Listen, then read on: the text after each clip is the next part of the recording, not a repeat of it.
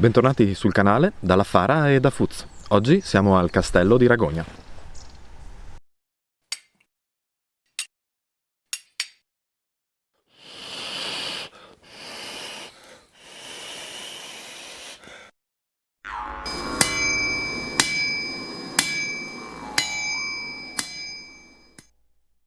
Eccoci qui sul colle del castello di Ragogna. Abbiamo lasciato Osoppo alle nostre spalle in quella direzione.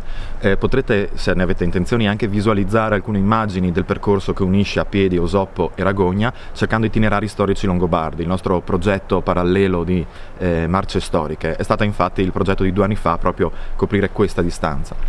E il sito in cui ci troviamo adesso è ovviamente un sito che è caratterizzato dagli aspetti basso medievali e moderni delle strutture. Non è sicuramente il castrum longobardo. È stato fortemente rimaneggiato e ristrutturato in seguito ai danni del sisma del 1976, ma dà comunque un ottimo colpo d'occhio di quale fosse la posizione del castrum all'interno del paesaggio friulano e in particolare rispetto al tagliamento che scorre ai nostri piedi. Questo è, fra i castra citati da Paolo Diacono in relazione all'invasione avara, quello più a occidente.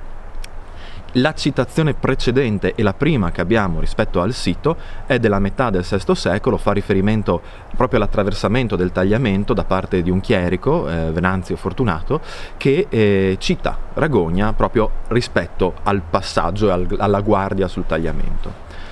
Cosa sappiamo dell'insediamento alto medievale longobardo? Non sappiamo tantissimo in assoluto, anche perché, come vedete, la collina è ancora occupata anche da costruzioni successive, ma dalla fine del XX secolo si sono susseguite delle indagini archeologiche, in particolare nella chiesa del Colle, che è qui a pochi metri dall'attuale castello, e dove sono state ritrovate strutture di epoca sia precedente al periodo longobardo sia del periodo longobardo.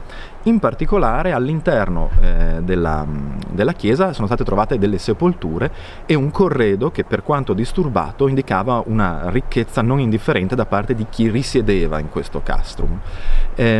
Particolare, giudicato interessante da chi ha studiato la chiesa, anche il fatto che queste tombe di origine longobarda, magari più antiche, siano state conservate nelle varie ristrutturazioni poi dell'edificio, sempre in epoca alto medievale.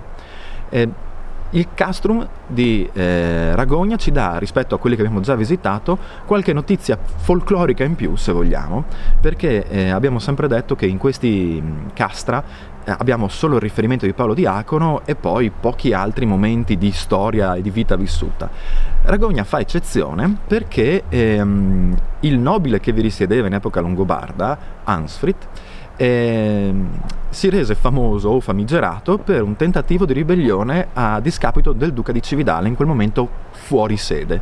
Il tentativo di sostituzione andò a buon fine. Pare che in origine la corona regia di Pavia non avesse nulla da ridire, sempre nei complessi rapporti fra l'indipendentismo del ducato friulano e il centralismo di Pavia, che non erano mai rapporti sereni. A un certo punto però, rimanendo fedele alle tradizioni locali, anche da usurpatore, il nuovo neoduca pare che volesse proprio tentare una sortita contro la corte regia di Pavia. A questo punto venne detronizzato, se possiamo dire così, punito con l'accecamento e esiliato. Ecco, quindi abbiamo qualche piccolo barlume di storia che si incrocia con la leggenda, che purtroppo gli altri castra non ci hanno potuto regalare. A tal proposito, per chi parla e legge il friulano, c'è un piccolo raccontino ispirato a questa figura storica, pubblicato qualche mese fa sulla Patria del Friul, che vi lasciamo in link in descrizione. Bene, è tutto. Ci manca ancora qualche piccolo castra da visitare, ma siamo quasi alla fine del percorso. Fateci sapere se volete approfondire maggiormente alcuni aspetti di questi siti già visitati, o se vi interessa qualcosa di diverso su altri siti diversi da quelli citati da Paolo Diacono, ma sempre legati alla storia longobarda in Friuli. Un saluto dalla Fara, da Fuz, e vi ricordo che da questo mese siamo attivi anche su Patreon se voleste supportarci. Mandi!